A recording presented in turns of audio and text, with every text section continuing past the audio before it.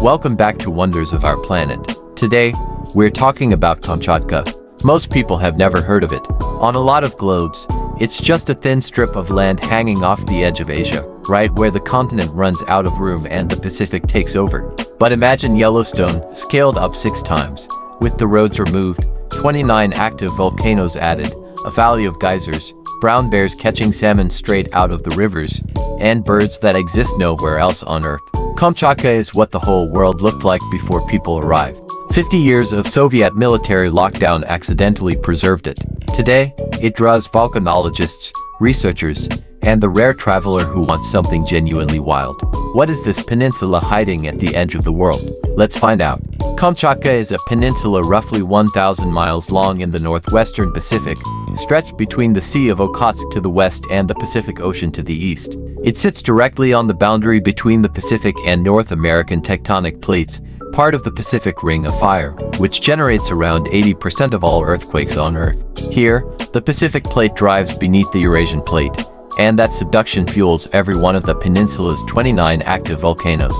The tallest and most restless is Kamchatka Sopka. At 15,580 feet, it's the highest active volcano in Eurasia and has erupted more than 50 times over the past 3 centuries. The peninsula itself is larger than California, yet home to only about 300,000 people, roughly the population of a mid-sized American city. 29 active volcanoes isn't just a statistic, it's a whole range of shapes and personalities. Stratovolcanoes, the classic cone shaped like Kamchatka Sopka, erupt rarely but violently. Shield volcanoes push lava slowly outward in wide flows. Calderas, craters left behind by collapsed summits, have filled with water and become deep crater lakes.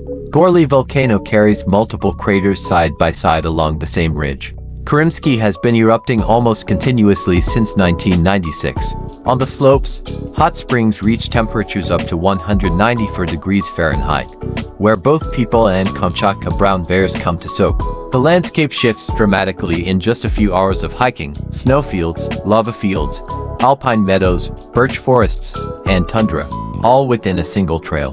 The geological centerpiece of Kamchatka is the Valley of Geysers, discovered in 1941 by geologist Tatiana Ustanova. It's the second largest geyser field in the world, after Yellowstone, 90 geysers packed into just a few square miles, tucked inside a remote canyon carved by the Geyser River. The largest, called Velikan, meaning giant, throws a column of water 100 feet into the air every few hours. In 2007, a landslide buried 2/3 of the valley.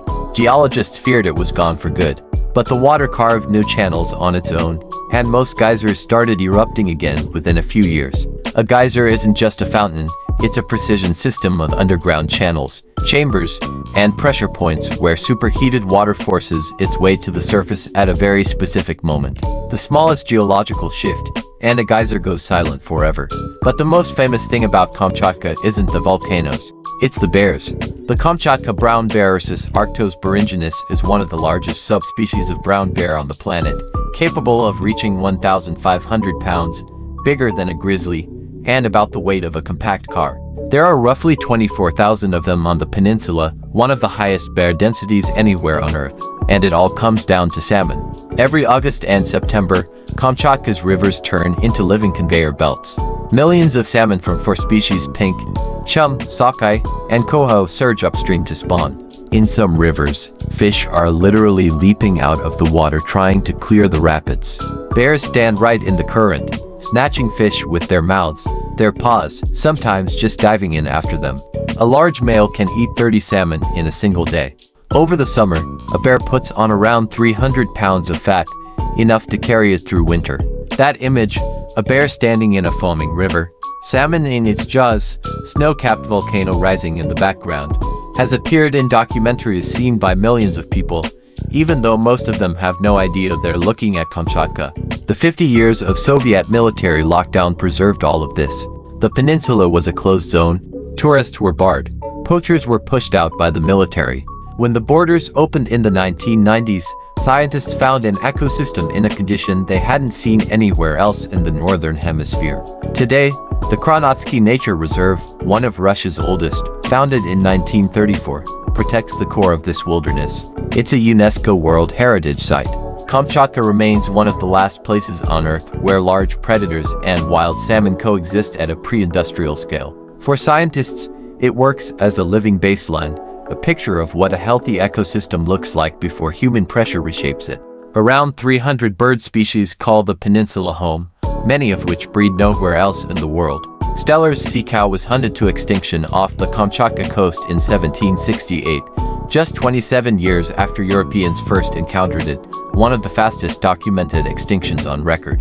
The main threats today are illegal salmon poaching, which cuts into the bear's food supply, and geothermal development that could disrupt the hydrology keeping the geysers alive. Ecotourism is growing, but infrastructure is thin. Reaching most major sites requires a helicopter, which makes any visit expensive. Kamchatka reminds us that untouched wilderness survives not where it's most loved, but where it's been hardest to reach. Half a century of Soviet isolation gave this peninsula 50 years without tourists or roads, and that turned out to be the most effective conservation effort in history.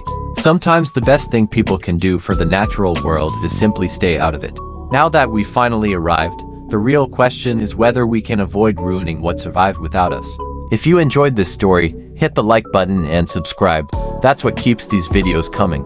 Thanks for watching Wonders of Our Planet.